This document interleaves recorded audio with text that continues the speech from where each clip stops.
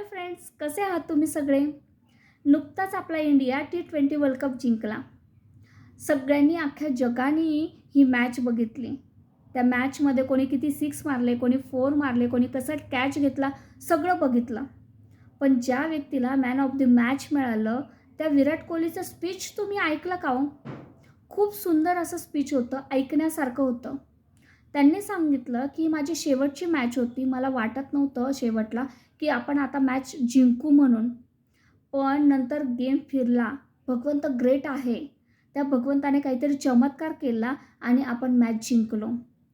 जर विराट कोहलीसारखा एवढा मोठा माणूस भगवंताला मानतो, तर आपण तर सर्वसामान्य व्यक्ती आहोत ना.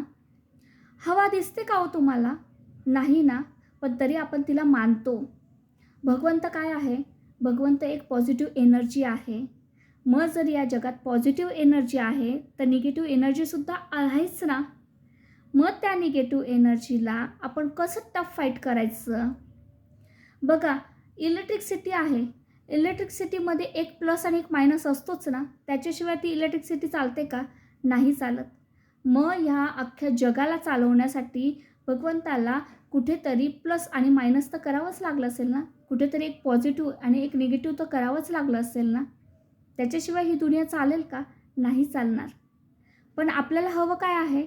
आपल्याला पॉझिटिव्ह एनर्जी हवी आहे. काय हवी आहे? Positive energy. पॉझिटिव्हिटी पाहिजे आहे आपल्याला.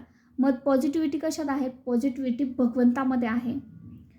मग जर आपण त्या भगवंताला पूजलं, रोज जर त्याची पूजा केली, रोज जर पूजा अर्चना त्याचे मंत्र म्हटले, तर आपल्यामध्ये काय वाढेल? पॉझिटिव्ह एनर्जी वाढेल. तुम्ही मला सांगा, जेव्हा तुम्ही खूप अडचणीत असतात किंवा आपण सगळे खूप अडचणीत असतो, त्यावेळेस आपण सगळ्यात पहिल्यांदा कोणाचं नाव घेतो? भगवंताचीच पूजा अर्चना करतो ना. चला, आज क्रिकेटचं स्टार्ट केलेलं आहे, तर क्रिकेट प्रेमींनाच विचारूया.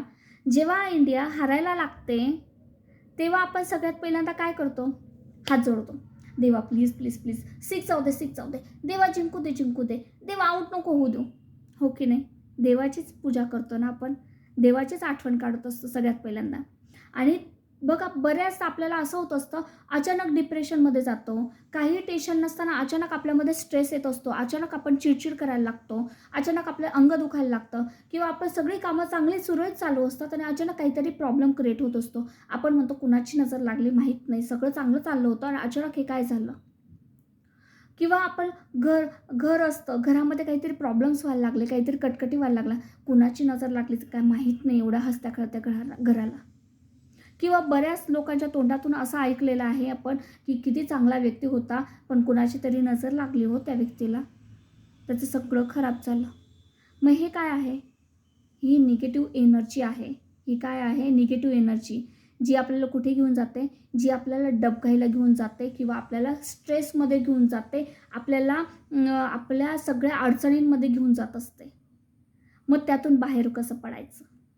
त्यातून आपण बाहेर कसं पडू शकतो? मग ही जर निगेटिव्ह एनर्जी असेल, त्याला जर आपण टफ फाईट करायचं आहे, तर आपल्यामध्ये आपल्याला पॉझिटिव्ह एनर्जी वाढवावी लागेल.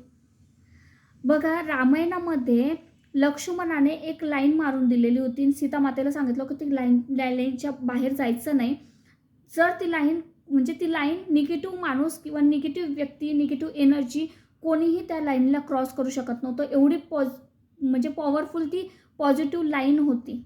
पॉझिटिव्ह एनर्जी होती त्या लाईनमध्ये की ती निगेटिव्हिटीला आतमध्ये येऊ देणार नव्हती.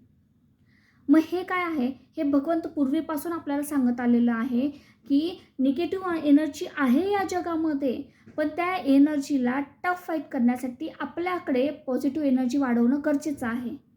मग ती पॉझिटिव्ह एनर्जी आपण कशी वाढवू शकतो?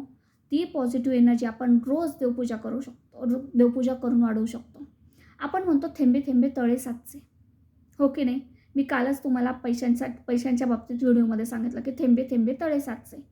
मग जर थेंब थेंब करून थोडा थोडा पैसा जमवून आपण जर खूप मोठी अमाऊंट जमवू शकतो, तर आपण रोज थोडी थोडी देवपूजा करून आपल्यामध्ये किती मोठं कवच तयार करू शकतो पॉझिटिव्ह एनर्जीचं, याचा कधी विचार केला का तुम्ही? आणि सगळ्यात मोठं म्हणजे एक मंत्र आहे की ज्याच्याने आपण खूप छान आपल्या भोवती कवच करू शकतो, ते म्हणजे रामरक्षा. जर त्या नावामध्येच सगळं काही आहे हो. राम रक्षा. भगवंत स्वतः राम आपल्या रक्षेसाठी येतात. जेव्हा निगेटिव्ह एनर्जी आपल्यावर वार करायचा प्रयत्न करते तेव्हा.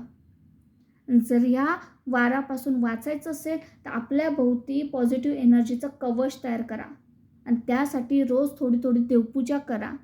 रोज भगवंताला आठवा, रोज भगवंताची पूजा अर्चना करा. रोज घरामध्ये मंत्र उच्चार होऊ द्या. स्वतः म्हणा, मोबाईलमध्ये लावा, कुठे नाही करा, पण करा. त्याच्यानेच तुम्ही ह्या निगेटिव्ह एनर्जीपासून वाचू शकतात. आता हे झालं एनर्जीचं. दुसरी गोष्ट, सगळ्यात महत्त्वाची गोष्ट म्हणजे विचार. आपले जे निगेटिव्ह विचार आहेत ते बाहेर काढता आले पाहिजे. हे बघा, हे कानावर पॉझिटिव्ह निगेटिव्ह दोघंही पडणार आहे. निगेटिव्हला आपण थांबवू शकतो का? निगेटिव्ह विचारांना थांबवू शकतो का? नाही. आपल्याला समाजात राहायचं आहे, समाजात वावरायचं आहे, ते निगेटिव्ह विचार आपल्या कानावर पडणारच आहे. पण कोणते विचार आपल्या डोक्यापर्यंत जाऊ द्यायचे हे आपल्यावर डिपेंड आहे. मन निगेटिव्ह विचारांना आपल्या डोक्यातून कमी करण्यासाठी आपल्याला जास्तीत जास्त पॉझिटिव्ह विचार आपल्या डोक्यामध्ये घालावे लागतील. मग ते कसं होऊ शकतं? तर त्यासाठी चांगलं ऐका, चांगलं वाचा, चांगलं बघा, चांगलं बोला. परिणामी तुमचे विचार चांगले होतील. परिणामी तुमच्यामध्ये पॉझिटिव्ह विचारांची खजिना तयार होईल आणि परिणामी तुम्ही जास्तीत जास्त पॉझिटिव्ह राहू शकाल, पॉझिटिव्ह वागू शकाल, पॉझिटिव्ह बोलू शकाल. ओके. आणि जर तुम्हाला माझी ही गोष्ट पटत असेल तर प्लीज लाईक करा, सबस्क्राईब करा आणि जास्तीत जास्त लोकांना शेअर करा. Thank you so much.